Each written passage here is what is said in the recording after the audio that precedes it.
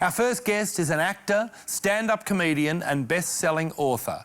His autobiography, The Happiest Refugee, won the 2011 Australian Book of the Year. Would you please welcome the delightful Anh Do.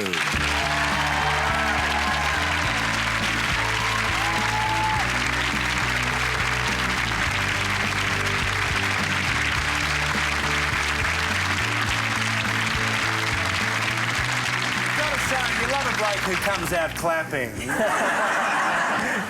And we've got some incredible pictures here that will chart, I suppose, in a way, the early years of your life. And we begin your story in Vietnam, as your book does.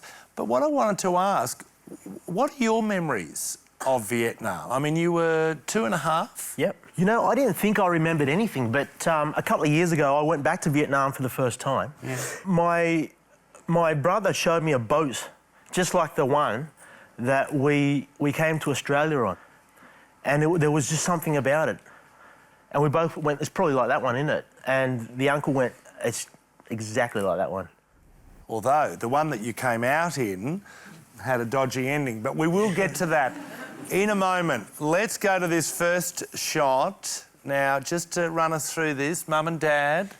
Mum and Dad, they got married outside the church and all the kids wanted to be in on the photo and this guy just got his foot in. Check that out.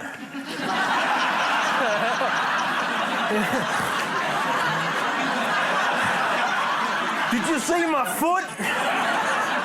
What sort of a wedding was it? It was outdoors? My father's got 9 brothers and sisters. There's 10 kids. Mum's got one of 8. So very poor, you know. But, you know, the family saves up, pitches in. My mum still says it's the happiest day of her life, so. And, of course, this is around about 75, 76, yep, I would think. That. Yeah, my family left Vietnam because we'd fought alongside Aussie soldiers in the Vietnam War. In fact, one of my uncles was a sapper who helped clear landmines for Anzacs. That's what a sapper does. And a few years ago, I was watching TV, and me and him were watching, and there's this sapper on TV in Iraq, right? And I said to my uncle, he doesn't look all that nervous for a guy who's looking for landmines. And then my uncle says, that's because in front of him is a cameraman walking backwards.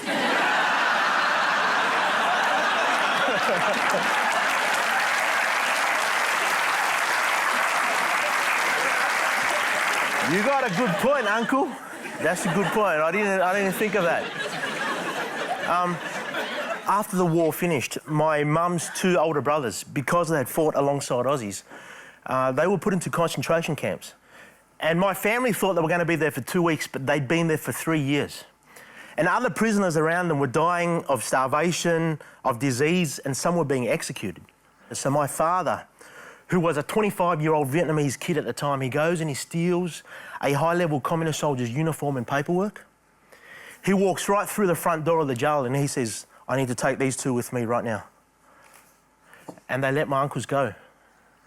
My father pulled off a fantastic rescue with another guy's ID, Brian. It goes to prove even Asians think all Asians look the same.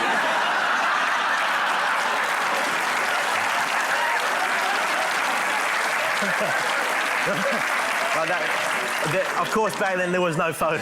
Yeah. And so how long later did you make your escape? They went into hiding for a while. My family had to get a boat, and then eventually 40 Vietnamese, neighbours, cousins, anyone who needed to leave Vietnam, 40 Vietnamese got on a 9.5-metre fishing boat, crammed in like sardines. As we leave Vietnam, communist soldiers spot us in the distance, they chase us and they shoot at us. We're far enough away that we get away. And once we go beyond the border patrol zone, they stop chasing us, but we blow one of the engines. And so for the next 4 days, the boat travels at about 30% the speed it should be. And on day 4, we've run out of food and water, and 1 person has passed away. And then on the morning of day 5, Mum wakes up and she sees a boat in the distance. And we wait for this boat to come over. And it turns and it starts heading towards us. But as the boat gets closer, we realise it's not going to save us. It's a boatload of Thai pirates. 7 men with knives, machetes and guns. They jump on our boat and they take everything. They even take the engine. And they nick off and we're just left floating. No engine? No engine. And then a few hours later, we spot another boat. This time we're not so excited. No. Is there My mum says it's that moment. They might be good, they might not be. It gets closer and it's 9 men with knives, machetes and guns. 9 pirates. They come onto our boat and my father says, we have nothing left. But one of the pirates picks up a little baby and he lifts up this baby and he rips open the baby's nappy and 150 Australian worth of gold falls out. Because when you leave your country, you sell everything you have. You buy gold, the international currency, Brian. A tiny slice of gold drops out and he starts screaming out all this stuff in a foreign language and dangles the baby over the side of the boat. He threatens to throw the kid in. My father screams out, we have to save the child. It's now a standoff. 9 pirates, 38 starving refugees, kid over the side of the boat. In that moment, for whatever reason, the pirate decides to spare the kid's life. He throws him back in and he lets the kid live, and that's a good thing because that kid is my little brother, Do, who grew up to become the 2005 Young Australian of the Year for his charity work. My little brother.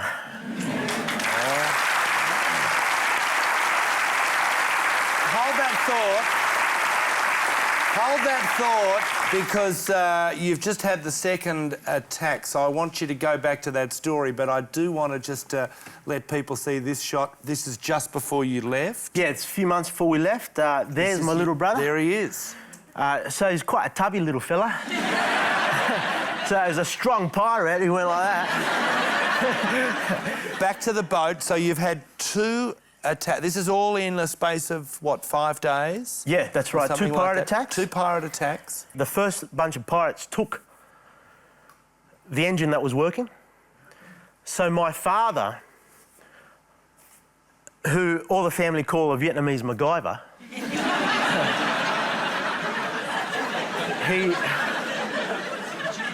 he carves a rubber ring out of one of my uncle's thongs. And he dives underneath and loops that around and manages to fix the broken engine. So it's not running completely, no, but it's kind of running. The second pirates thought, we'll take that as well. So then we got nothing now. We're sort of just drifting. Until the next morning, a great big German merchant ship rocked up and rescued us.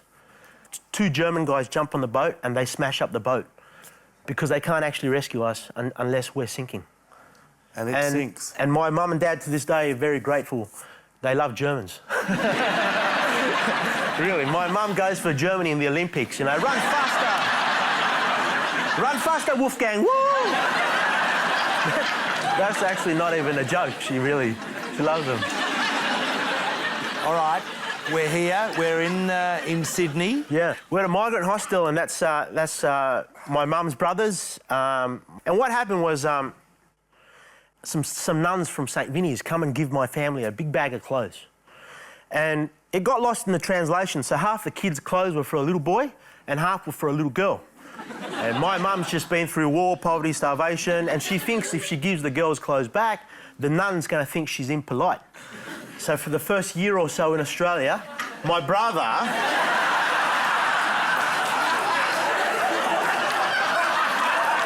my little brother wears dresses.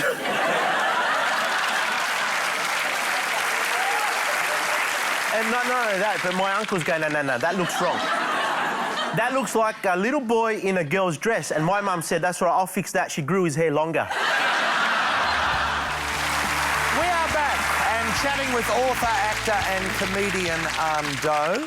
Anh, I wanted to ask about this photo. Now, Kwa has solved his gender issue. Oh. La Perouse in Sydney. Yep. You know, my parents arrived in Australia and they just said, kids, what about this great country, you know? And growing up, they taught us, do as much as you can to give back to this great country that gave us a second chance. And I'm yet to do that, but my brother is very good. Beautiful. All right. Birthday shot. Birthday shot. We're sending this photo back to Vietnam, so before we take the shot, the family was like, get all the cans of Fanta in and show everyone in Vietnam how wealthy we are. Look at that, there's 6 of them. Oh, I tell you, your mum, hero shot for me. I love this one. Yeah. In Marrickville? Yep. You know, Mum and Dad said, wow, man, look at this beautiful house. And my mum went, I'm going to be like a model. And I show off to everyone our beautiful house. And, you know, and she looks gorgeous in that. Doesn't she? Yeah. Favourite TV shows? Can you remember what was big on the box? Yeah, WrestleMania 4. All I wanted to be was Hulk Hogan growing up. All right, last one was Mum. This one's Dad. Yeah, so that's my dad on the right. He, you know, he's a funny guy, life of the party sort of guy, you know, and he was never a real MC for a job, but whenever anyone had when anyone got married or there was an event, yeah, they'd say, hey, Tam, you MC, man, you get on the mic. And it probably influenced, you know, yeah, me.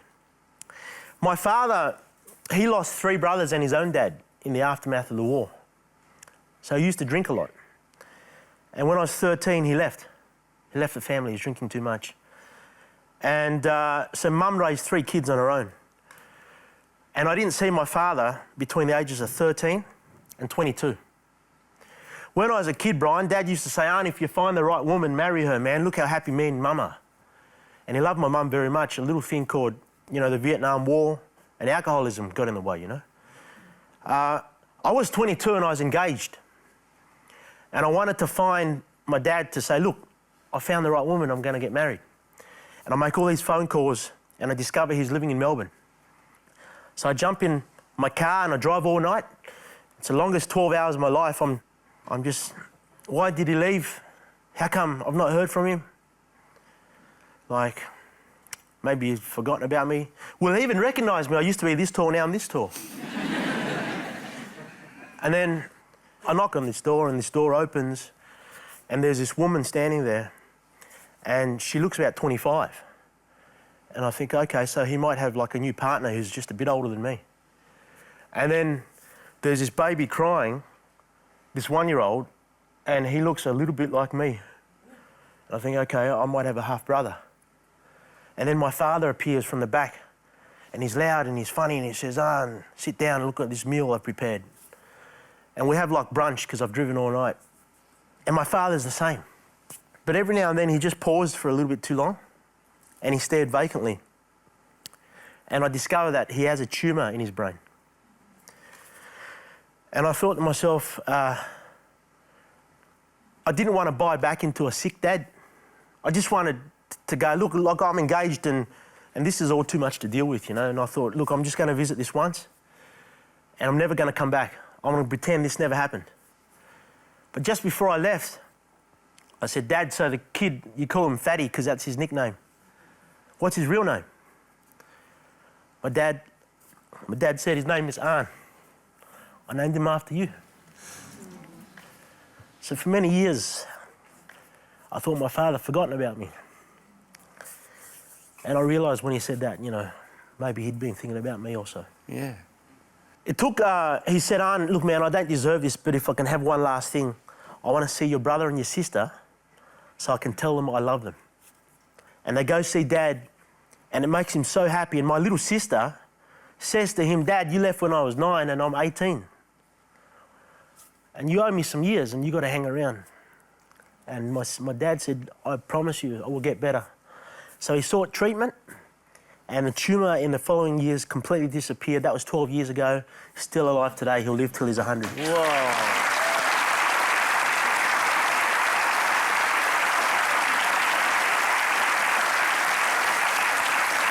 Beautiful. Well, speaking of the sister, I do think that, oh, look, gee, Tram, tell us about this shot. That's my beautiful little sister. She had, all through her childhood, she had Her teeth were crowded on one side, and she hardly ever smiled. This is one of the few photos where she's smiling. And one of the greatest things that I've ever done in my life was when I just started out doing comedy, Brian. There was a competition in Canberra called Green Faces, right? And all comedians from all the states fly to Canberra and compete for 5K, prize money. Wow. Prize money and extra gigs, it's worth 5K, right? And I was a young comic, and I won the Sydney Heat, and I won all these semi-finals, and I got to the grand final. 11 o'clock, they announced the winner, Anh Do. I straight away went off stage, looked for a phone, and I called my mum, and she'd been waiting up with my sister to wait for the news. Yeah. I said, Mum, I won. We're going to fix Tram's teeth. And, you know, my mum has so much faith in me. Yeah. You know, I can't believe she waited up. What if I didn't win? Does she watch your comedy, your mum? Yeah, my mum, you know, doesn't understand a lot of my comedy. She goes, why are they laughing? What's funny? And, you know, she just goes, Arn's always like that at home. So, but my sister, she got her teeth fixed. Well, I think it's an appropriate way to finish. Look at that. Yeah, she's gorgeous. Beautiful. When was that taken? That was on her wedding day. Look at you. You look very happy. Yeah. She looks very happy. It's been an absolute privilege having you on this show. Ladies and gentlemen.